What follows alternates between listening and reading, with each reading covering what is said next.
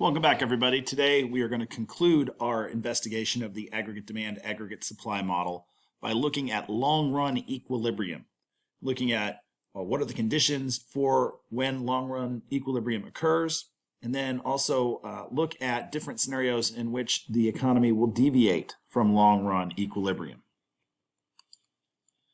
First off, a reminder that in the long run, we're talking about a period of time at which all of the various factors that can affect the economy are variable. Nothing is fixed. In the short run, wages are sticky or fixed, but in the long run, they stop being sticky and can be fully variable. And as a result, there's no incentive for the economy to produce more goods and services than it would have already produced at full employment, or at what we call potential output. Long-run equilibrium then will occur when the intersection of aggregate demand and short-run aggregate supply intersect with the long-run aggregate supply curve, and they will intersect at potential output, or YP. And the price level then that is associated with that is also found by finding this intersection of those three curves.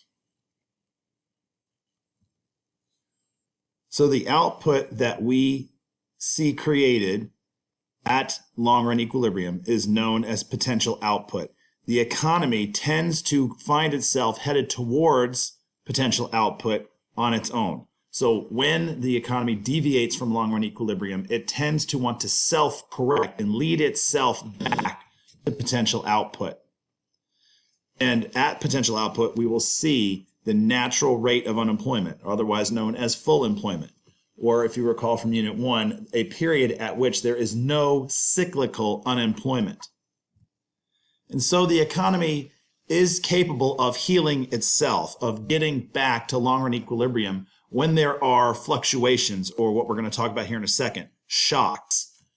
However, as we're also going to see later in the course, the government tends not to want to wait for this natural self-healing, and so they look toward fiscal and monetary policy to help close any sort of output gaps that occur. That is, to bring the economy back to full employment or potential output or long-run equilibrium through government policy. So deviations occur when there are what we call exogenous shocks, that something from the outside comes and causes either supply, the aggregate supply, or the aggregate demand curve to shift. So if you have a positive aggregate demand shock, that would cause aggregate demand to shift to the right. And when that happens, we get what's called an inflationary gap. We see a point where the short-run output exceeds potential output. And we will see that at that new short-run equilibrium, the price level has also risen, indicating inflation. And that's why you get the name inflationary gap. So an example of a positive aggregate demand shock would be something like an increase in government spending on things like the highway system. So if the United States federal government decides to pass a multi-billion-dollar, trillion-dollar infrastructure deal, then the increased spending on roads and bridges, for example, would create greater demand throughout the economy for goods and services, causing aggregate demand to shift to the right. And in this case, we would start with long-run equilibrium, and then we would see the shock. It would cause aggregate demand to shift to the right.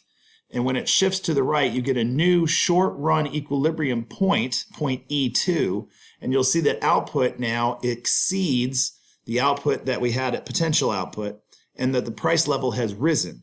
And so again, that's where you get this idea of inflationary gaps, because this gap between potential output and current output is greater than before, and the price level is up. You could have negative aggregate demand shocks as well. You could have things that cause aggregate demand to shift to the left, in which case you create what's known as a recessionary gap. Recessionary because output now is less than full employment. We have cyclical unemployment. We are producing less than we could.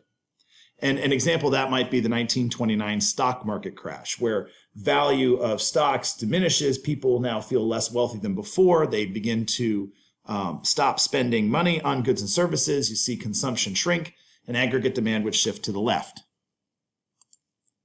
Graphically, you might have a situation like this where we were at long-run equilibrium, but now aggregate demand is going to shift to the left. It creates a new short-run equilibrium point E2, and that output is less than potential output. And the difference between potential and current output is this recessionary gap. And we see in that case that price levels actually begin to shrink as the economy begins to slow down.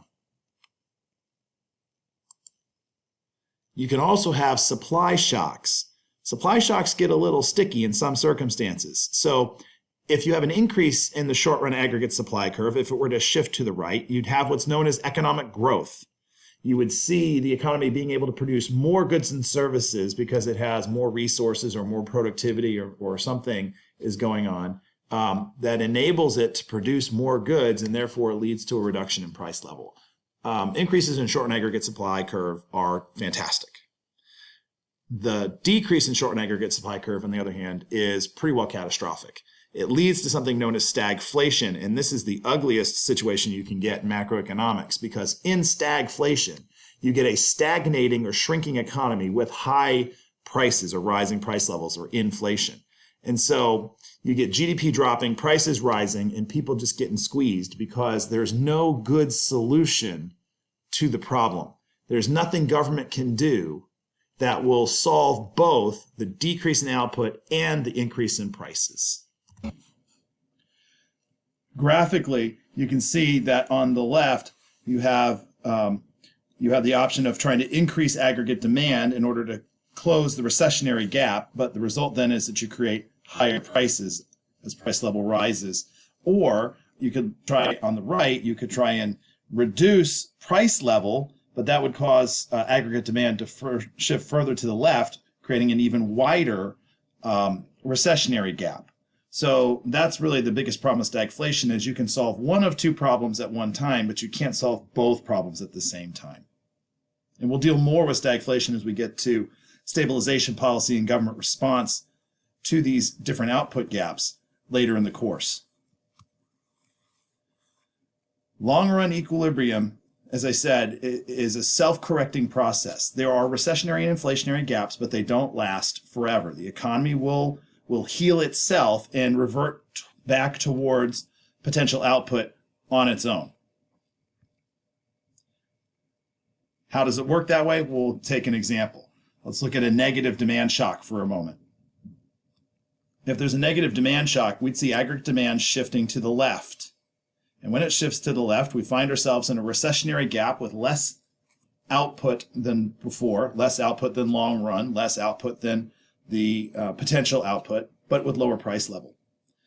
When this happens over an extended period of time, what we'll see is the higher rate of unemployment that exists is going to drive wages down. And we know that there's less employment, there's higher unemployment, because we are producing at less than potential output. So there are going to be resources that are being unused. In this case, it'll be labor. So if you have extended period of unemployment, you generally expect in our model to see wages drop. And when wages drop, we know from previous conversation that wages are a supply shifter, that businesses are the ones that are immediately impacted by a change in wages because they're the ones writing the check, and that's a cost of doing business. And so if wages were to drop, we would see the short-run aggregate supply curve shift to the right. And it'll continue to shift to the right until we find ourselves at a place of long-run equilibrium at point E3. So we would find the economy coming back to long-run equilibrium, to potential output, all on its own. It doesn't need the government to do anything to get there. Like I said, it just takes time. You could do the opposite story by looking at a positive demand shock.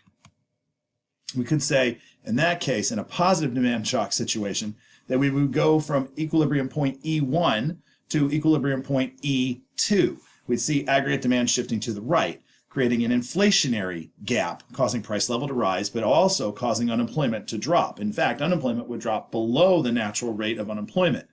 we would be hiring people essentially who are not qualified for the job, but we just need bodies to produce the goods and services that people want. So let's go ahead and train them later.